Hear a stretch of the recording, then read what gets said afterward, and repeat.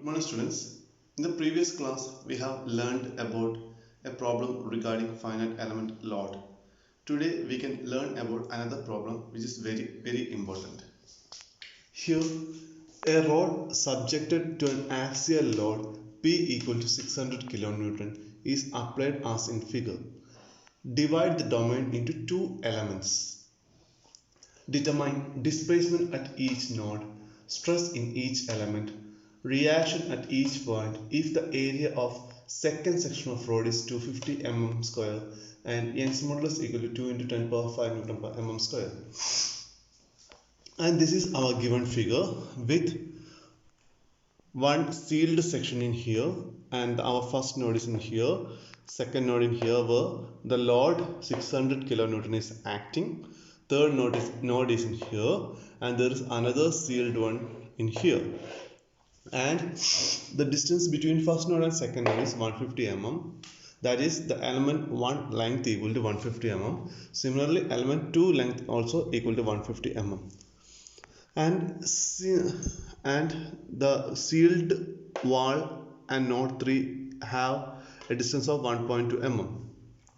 Since a point load is acting on the second node, we don't know after the application of load whether this node 3 will be in the section 3. So first of all we want to find out how much deflection will take place for the second element after the application of applying of this load. So for that, deformation at node del L equal to P into L divided by A into E, that is the load that we are applying in here, P into length of the element L divided by A into E. While applying the values, we will get 600 into 10 power 3 our load into length 150 mm divided by area of second section is given 250 into Young's modulus 2 into 10 power 5 1.8 mm.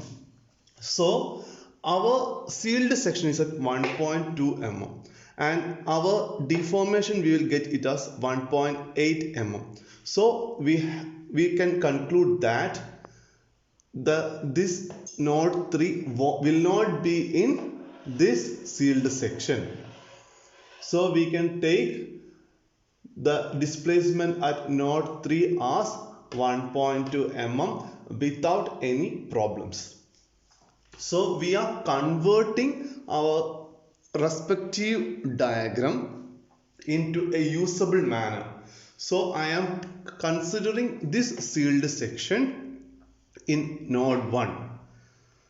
This is the main problem of the finite element method. We want to assume many things to find out the answer.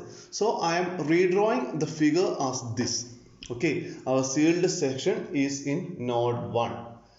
And since we know that the equation of force is F1 F2 AE by L 1 minus 1 minus 1 1 U1 U2. For element 1 we can change it as F1 F2 A1 E by L1. Since we have two forces in F1 and F2, we will take it as F1 and F2, and since two nodes U1 U2 displacement U1 U2, and we are applying the values. We know that the area of second section of rod is 250 mm square.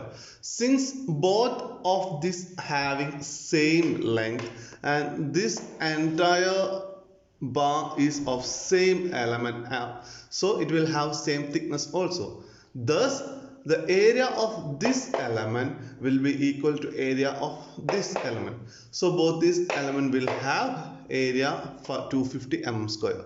So we are applying the value 250 into 2 into 10 power 5 divided by 150 1 minus 1 minus 1 1 U1 U2.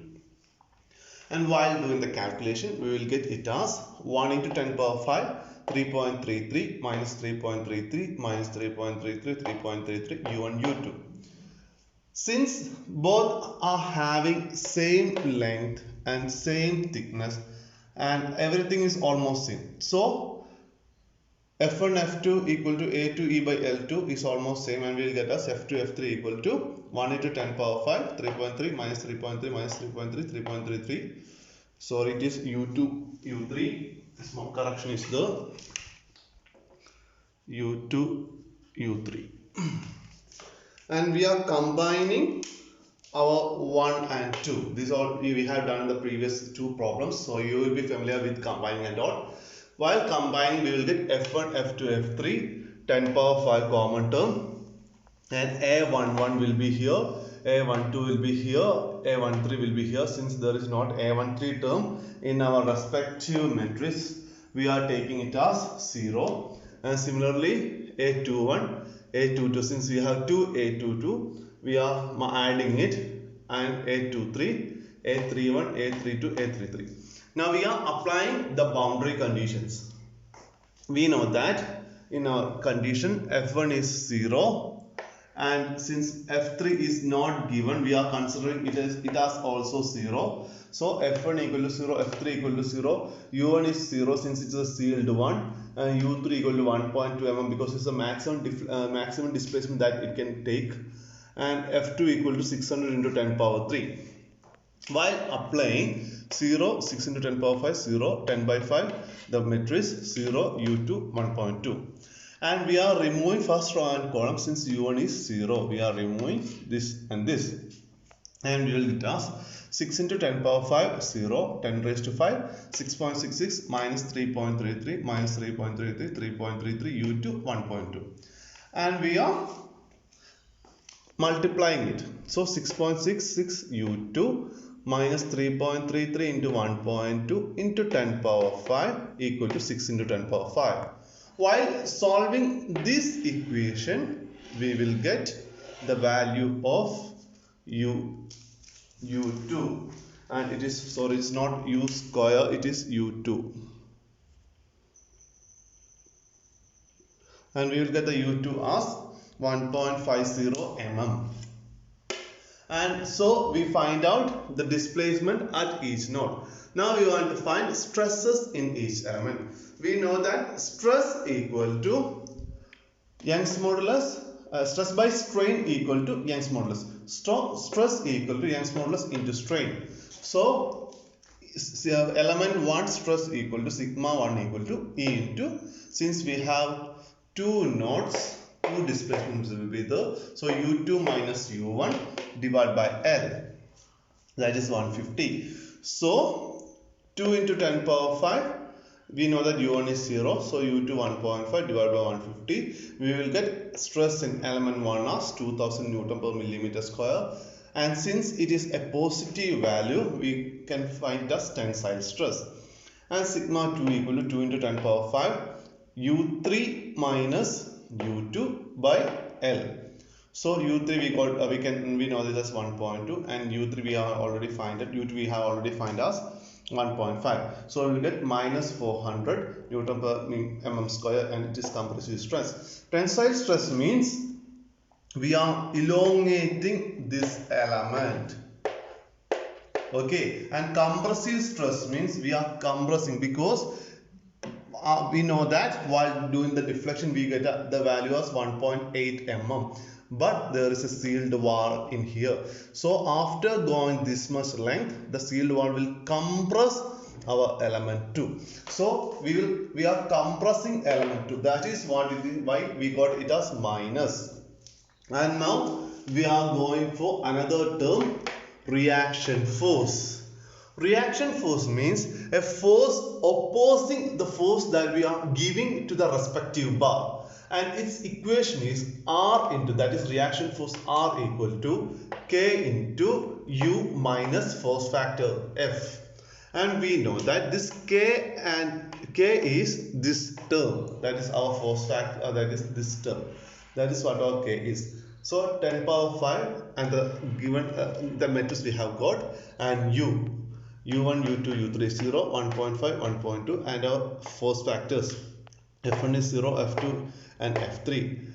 And while solving this, we will get minus, that is we are multiplying these both elements, and we will get minus 5 into 10 power 5, 6 into 10 power 5, minus 1 into 10 power 5, minus our force factor 0, 6 into 10 power 5, 0.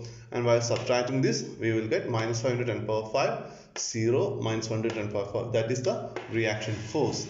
We are getting it as 0 because for the given load, that is, we know that the F2 is known 600 kilonewton, and the reaction force is just opposing the force we are giving. So to make this as 0, to make the point load as 0, we should need the exact amount of force opposed to it. That is why we are get it as 0. 6 into 10 power 5, 6. That's why we are getting 0. We are neglecting the force that we are applying. Okay, thank you for the section. If you have any doubts, contact me via WhatsApp.